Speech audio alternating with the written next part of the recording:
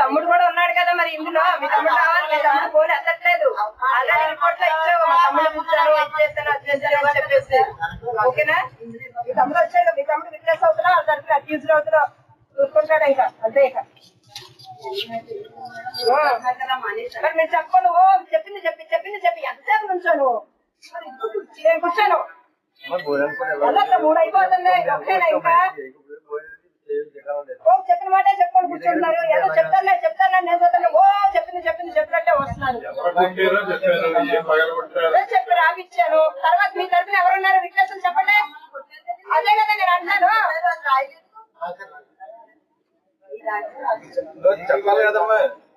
ఏం చెప్పన్నానంటే స్టోరీ చెప్పింది మీ అబ్బాయి కొట్టారా నువ్వు అంటే మరి హాస్పిటల్కి వెళ్ళలేదు. మరి సర్టిఫికేట్ ఎలా ఇస్తా?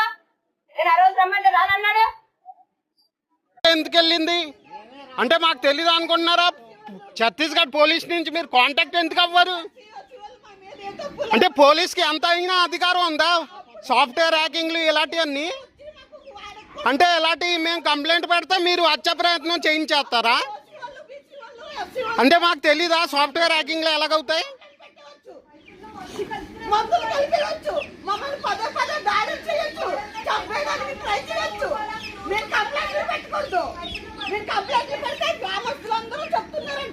అక్కడ ఏమీ జరగలేదండి, అటువంటిది ఏమీ జరగలేదు అని చెప్తున్నారట ఇరుగు పరుగు వారు. అలాగే ఎస్ఐ గారు జవాబులు ఇవ్వడం, ఎస్ఐ గారు జవాబులు ఇవ్వడం, ఎస్ఐ గారు జవాబులు ఇవ్వడం. ఏంటి ఇవన్నీ? ఏంటి ఇంత దారుణం? ఏమీ జరగట్లేదా?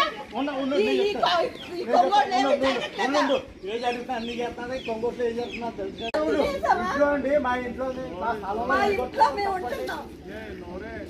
ఏంటి నోరండి? నోరేంటండి? నిజం చెప్పడమా? నోరేంటి? నిజం చెప్పడమా? నిజం చెప్పడం అండి. నిజం చెప్పడం, నిజం చెప్పడమా?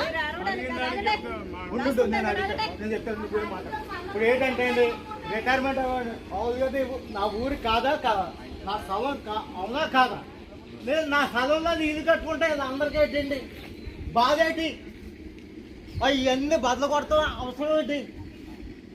మీరే చెప్పండి. మా తండ్రి మీకు తెలుసు అక్కడ ఇల్లు కడుతున్నానని ఎక్కడ పుట్టిన ఊరిలో రిటైర్మెంట్ అవునా ఇల్లు కట్టుకుంటే తప్ప కరెక్ట్? ఎవరి స్థలంలో నేను ఇల్లు కట్టానా?